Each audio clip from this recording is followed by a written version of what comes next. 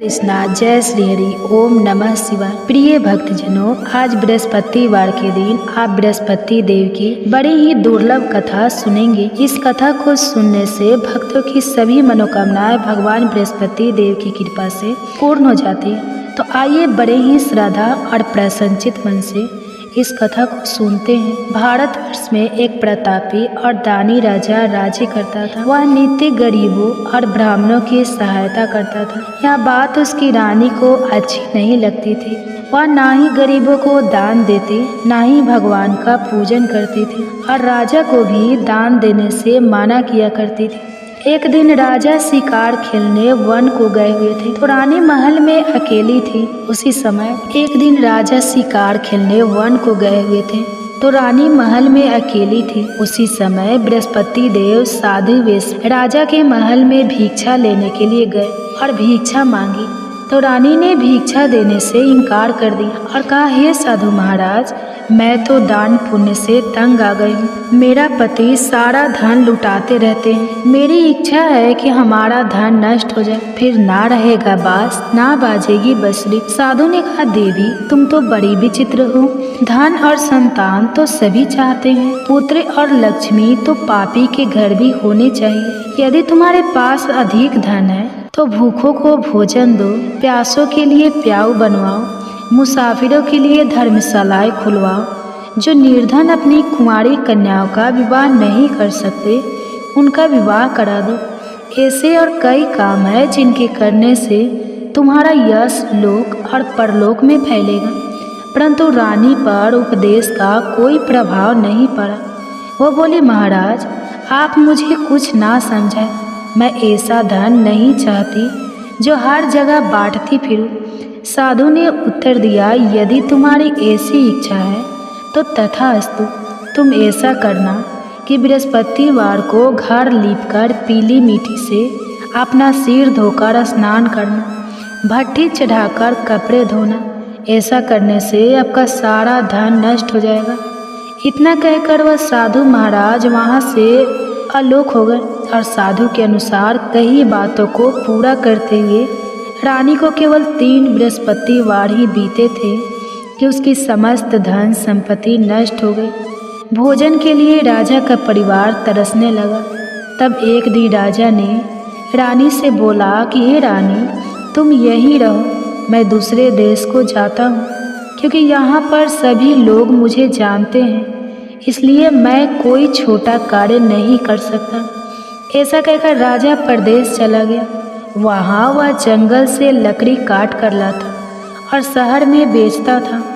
इस तरह वह अपना जीवन व्यतीत करने लगा। इधर राजा के परदेश जाते ही रानी और दासी दुखी रहने लगी। एक बार जब रानी और दासी को 7 दिन तक बिना भोजन के रहना पड़ा तो रानी ने अपनी दासी से कहा, हे दासी, पासी के नगर में मेरी बहन रहती है, वह बड़ी धनवान है, तो उसके पास जा और कुछ लेकर आ, ताकि थोड़ा बहुत गुजार बसर हो सके। रानी दासी की बहन के पास गई। उस दिन गुरुवार था और रानी की बहन उस समय बृहस्पति व्रत की कथा सुन रही थी। दासी ने रानी की बहन को अपनी रानी का संदेश दिया, लेकिन रानी की बड़ी बहन ने कोई उत्तर नहीं दिया। जब दासी को रानी की बहन से कोई उत्तर नहीं मिला तो वह बहुत दुखी हुई और उसे क्रोध भी आया। दासी ने वापस आकर रानी को सारी बात बता दी। सुनकर रानी ने अपने भाग्य को कोसा।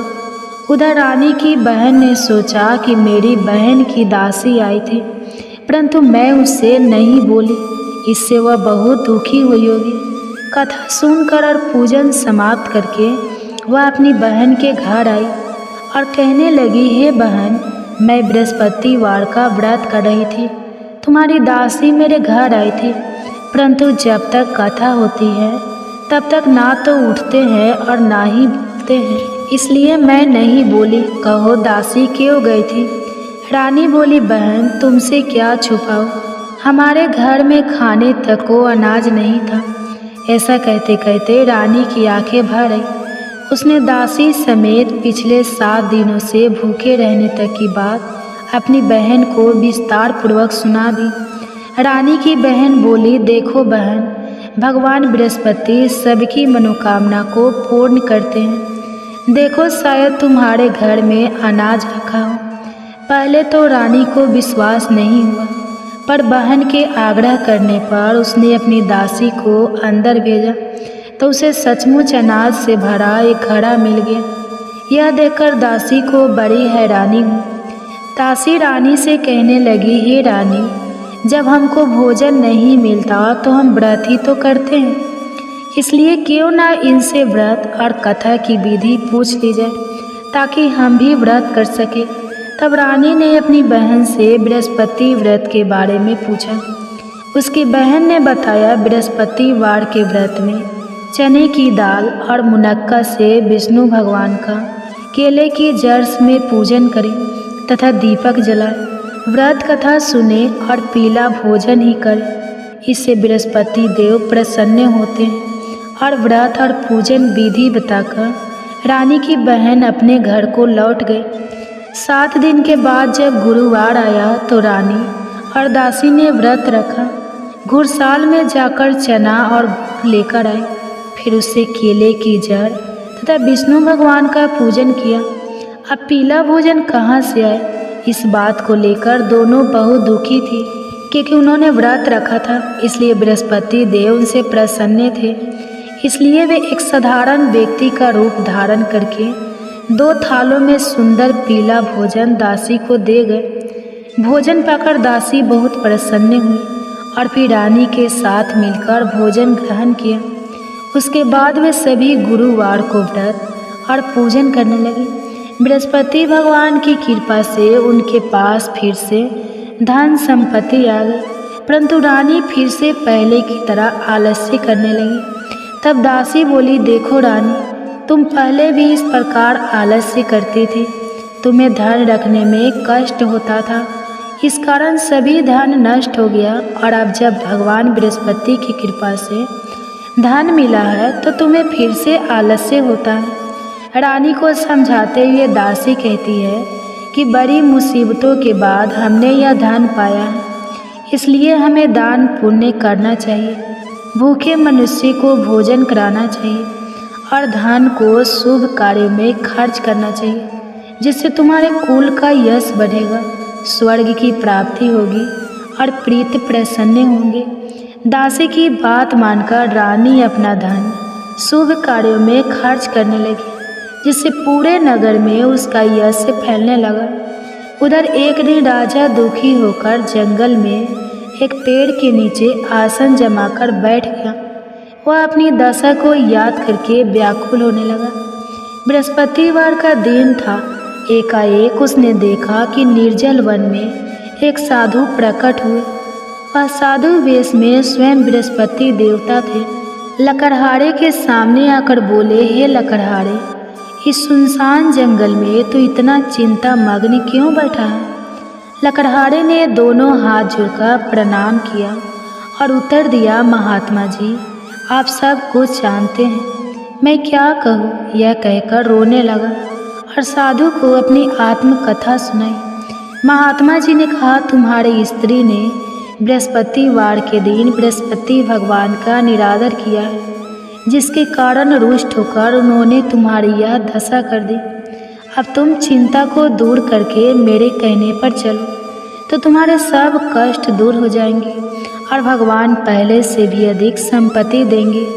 तुम बृहस्पतिवार के दिन कथा किया करो। 2 पैसे के चने मुनक्का लाकर उसका प्रसाद बनाओ और शुद्ध जल से लोटे में शक्कर मिलाकर अमृत तैयार करो। कथा के पश्चाताप अपने सारे परिवार और सुनने वाले प्रेमियों में अमृत और प्रसाद को बांटकर खुद भी ग्रहण करो। ऐसा करने से भगवान तुम्हारी सब मनोकामनाएं पूरी करेंगे। साधु के ऐसे वचन सुनकर लकड़हारा बोला, हे प्रभु, मुझे लकड़ी बेचकर इतना पैसा नहीं मिलता जिससे भोजन के उपरांत कुछ बचा सकूं। मैंने रात्रि में अपनी स्त्री को व्याकुल देखा है। मेरे पास कुछ भी नहीं जिससे मैं उसकी खबर मंगा सकूं, और फिर मैं बृहस्पति देव की क्या कहानी सुनूं? मुझको तो कुछ भी मालूम नहीं है। साधु ने कहा, हे लकड़हारी, तुम किसी बात की चिंता मत करो। बृहस्पतिवार के दिन तुम रोजाना की तरह लकड़ियाँ लेकर शहर को जाओ। तुमको रोज से दुगुना धन प्राप्त, जिससे तुम भली भांति भोजन कर लोगे और बृहस्पति देव की पूजा का सामान भी आ जाएगा। बृहस्पति देव की कथा इस प्रकार है, सुनो। प्राचीन काल में एक ब्राह्मण रहता था। वह बहुत निर्धन था, उसकी कोई संतान नहीं थी। उसकी स्त्री बहुत मलिनता के साथ रहती थी। वह स्नान नहीं करते, किसी देवता का पूजा नहीं करते। इससे ब्राह्मण देवता बड़े दुखी थे। बेचारे बहुत कुछ कहते थे, किंतु उसका कुछ परिणाम नहीं निकला। भगवान की कृपा से ब्राह्मण की स्त्री के कन्या रूपी रत्न पैदा हुआ। कन्या बड़ी होने पर प्रातः स्नान करके विष्णु भगवान का जाप और बृहस्पतिवार का व्रत करने लगी। अपने पूजन पाठ को समाप्त करके विद्यालय जाती तो अपनी मुट्ठी में जौ भर के ले जाती और पाठशाला के मार्ग में डालती जाती। जब ये 100 स्वर्ण के हो जाते तो लौटते समय उनको बीन कर घर ले आती। एक दिन वह बालिका सूप में उस सोने की जौ को फटक कर साफ कर रही थी कि उसके पिता ने देख लिया और कहा, हे बेटी, सोने की जौ के लिए सोने का सूप होना चाहिए। दूसरे दिन बृहस्पतिवार था। इस कन्या ने व्रत रखा और बृहस्पति देव से प्रार्थना करके कहा, मैंने आपकी पूजा सच्चे मन से की है, तो मेरे लिए सोने का सूप दे दो। बृहस्पति देव ने उसकी प्रार्थना स्वीकार कर ली। रोजाना की तरह वह कन्या जौ फैलाती हुई जाने लगी। जब लौटकर जौ बीन रही थी तो बृहस्पति देव की कृपा से सोने का सूप मिला। उसे वह घर ले आई और उसमें जौ साफ करने लगी, परंतु उसकी माँ का वही ढंग रहा। एक दिन की बात है कि वह कन्या सोने के सूप में जौ साफ कर रही थी। उस समय उस शहर का राजपूत वहां से होकर निकला। इस कन्या के रूप और कार्य को देखकर मोहित हो गया और अपने घर आकर भोजन और जल त्याग कर उदास होकर लेट गया। राजा को इस बात का पता लगा तो अपने प्रधानमंत्री के साथ उसके पास गए और बोले, हे बेटा, तुम्हें किस बात का कष्ट है? किसी ने तुम्हारा अपमान किया है अथवा और कोई कारण हो सके तो कहो, मैं वही कार्य करूँगा जिससे तुम्हें प्रसन्नता हो। अपने पिता की राजकुमार ने बातें सुनी तो वह बोला, मुझे आपकी कृपा से किसी बात का दुख नहीं है। किसी ने मेरा अपमान नहीं किया है, परंतु मैं उस लड़की से विवाह करना चाहता हूँ जो सोने के सूप में जौ साफ कर रही थी। यह सुनकर राजा आश्चर्य में पड़ गया और बोला, हे बेटा, इस तरह की कन्या का पता तुम ही लगाओ, मैं उसके साथ तेरा विवाह अवश्य ही करवा दूंगा। राजकुमारी ने उस लड़की के घर का पता बताया।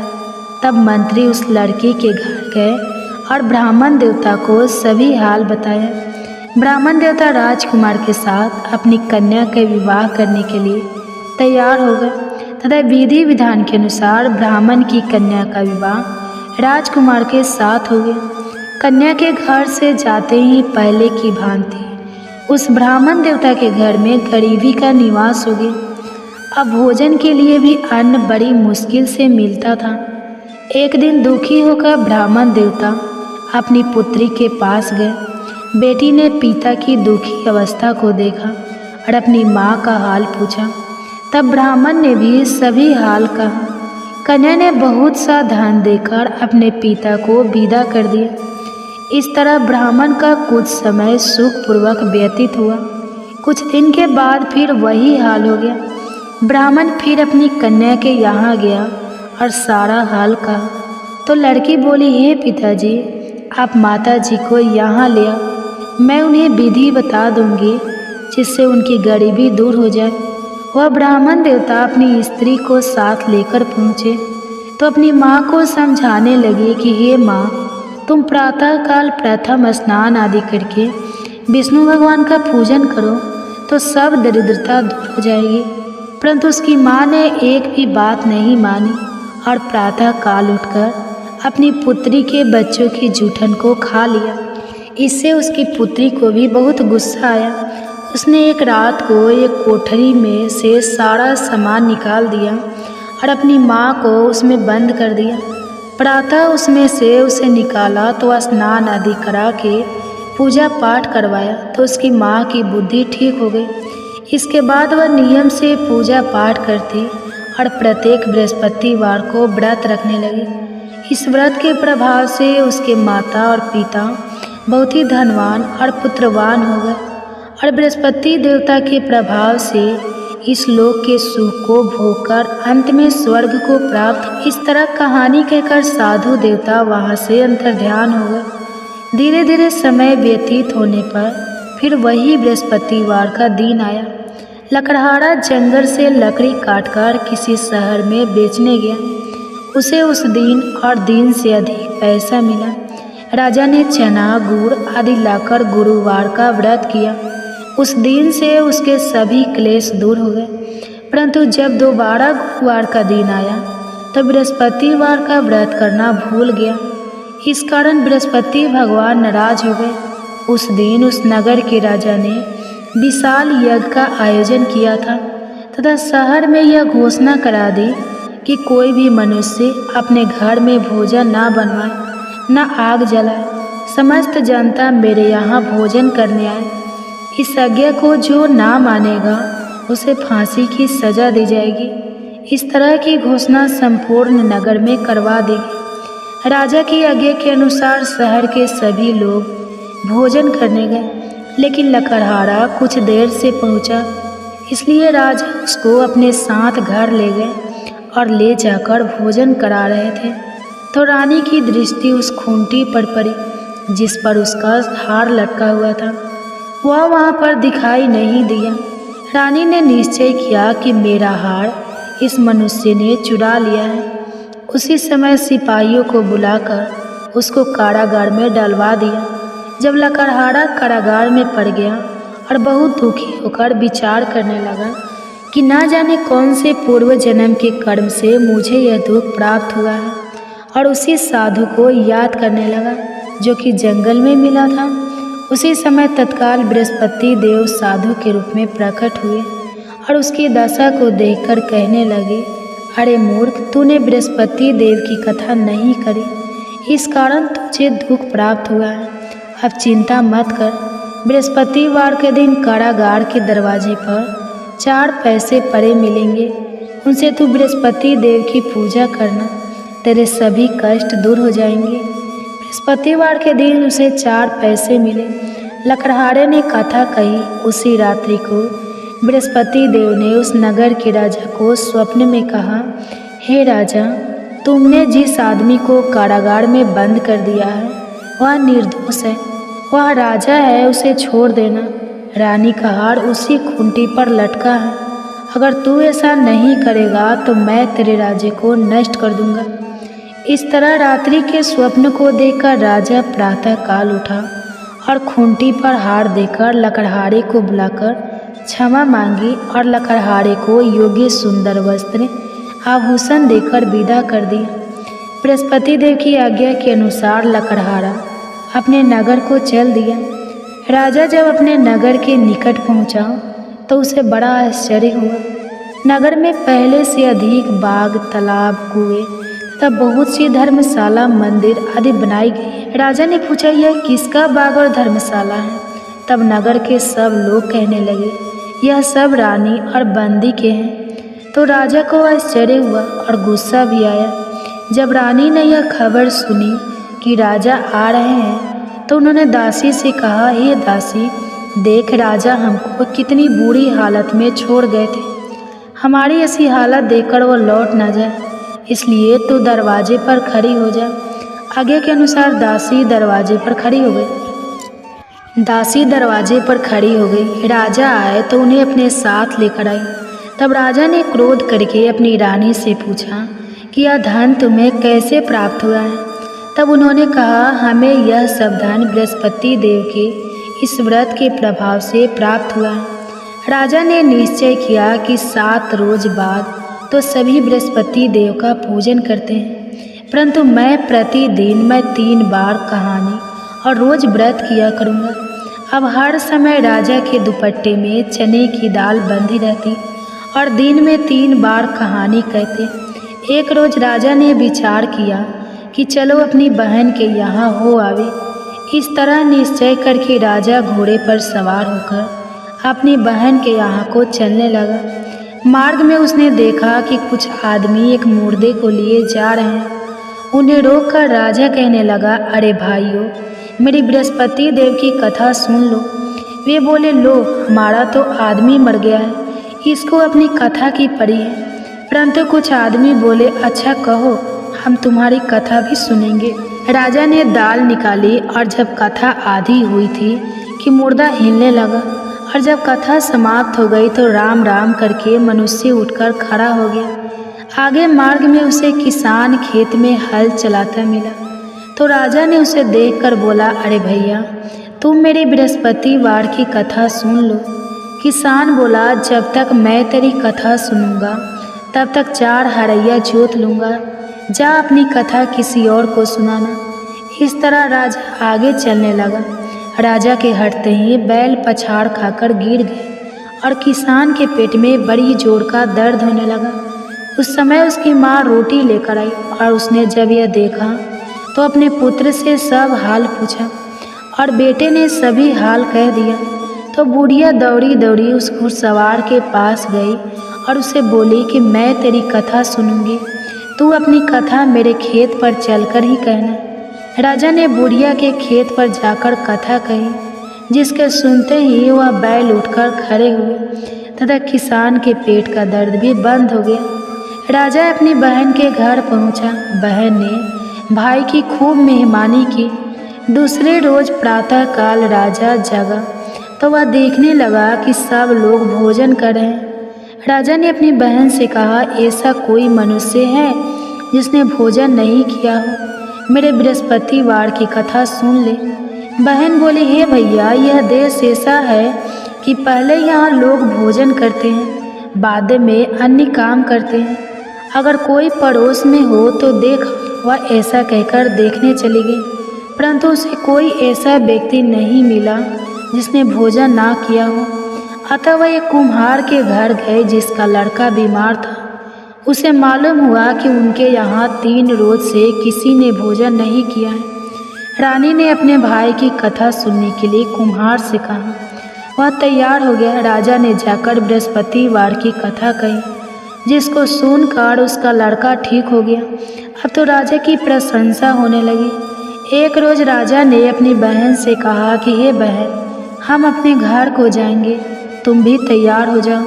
राजा की बहन ने अपनी सास से कहा तो सास ने कहा, हाँ चली जा, परंतु अपने लड़के को मत ले जाना, क्योंकि तेरे भाई की कोई औलाद नहीं है। बहन ने अपने भैया से कहा, हे भैया, मैं तो चलूँगी पर कोई बालक नहीं चलेगा।